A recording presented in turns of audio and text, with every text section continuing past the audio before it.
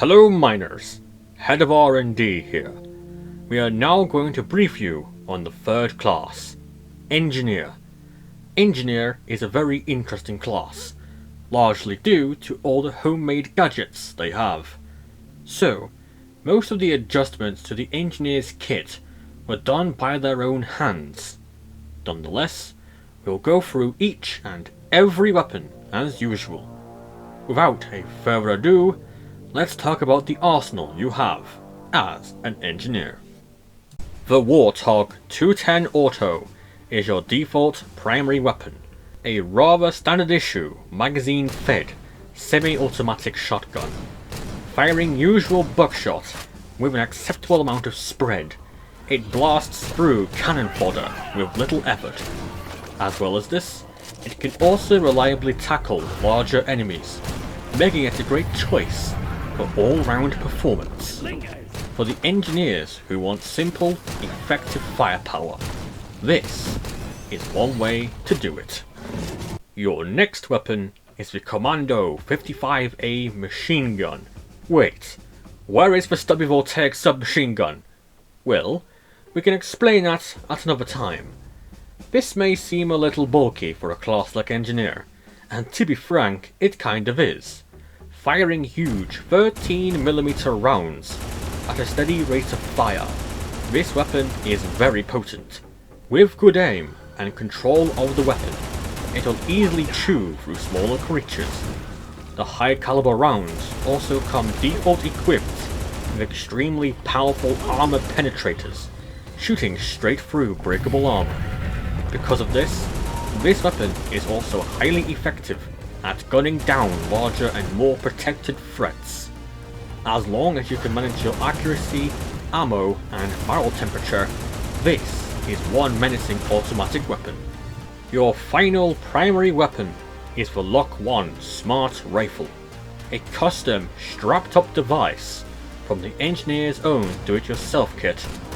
Your standard firing method is semi-automatic, with a fairly responsive trigger. The low recoil of this weapon makes precision shooting quite easy, picking off smaller enemies and chipping away at the bigger enemies. When accuracy is not on your agenda, the secondary firing method is AI-powered auto-aim. Hold the fire button to allow the weapon to lock onto multiple different targets, or one very stubborn creature multiple times. Releasing the trigger will allow the weapon to fire off a burst of near perfectly accurate rounds.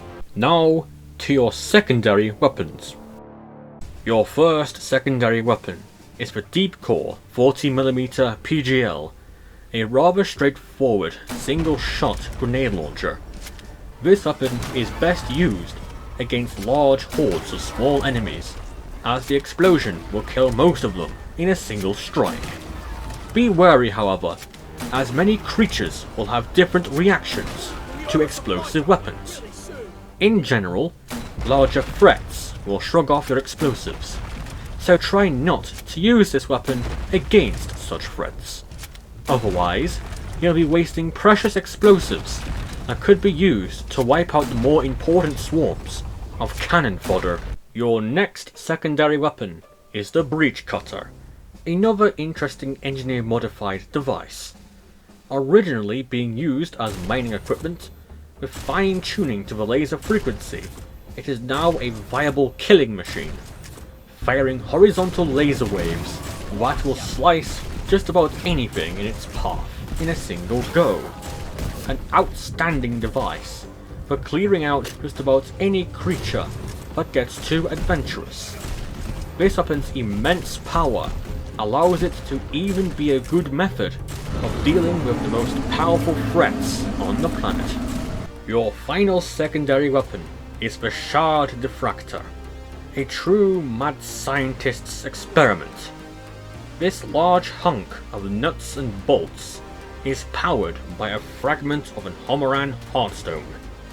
Through channeling the stone's power, you can unleash an extremely powerful beam of superheated death. Any creature blasted by this will be almost immediately disintegrated, allowing for incredible amounts of crowd clear. The extreme damage output also makes this weapon very powerful against creatures much larger than you would normally take on by yourself. Certainly a good method of dealing with any nasty creature the planet can throw at you, for sure. Now, before we get to your grenades, we have to talk about the Sentry Gun. The Sentry Gun is a portable, self-controlled gun turret. When placed on the ground, you will have to build it so it can operate. When fully operational, it will continuously shoot at any alien in its sight range. You also have the ability to upgrade this weapon into either a Mark II Sentry Gun or bring a second Mark I gun. The Mark II Sentry Gun carries more ammo, deals more damage, and has further range.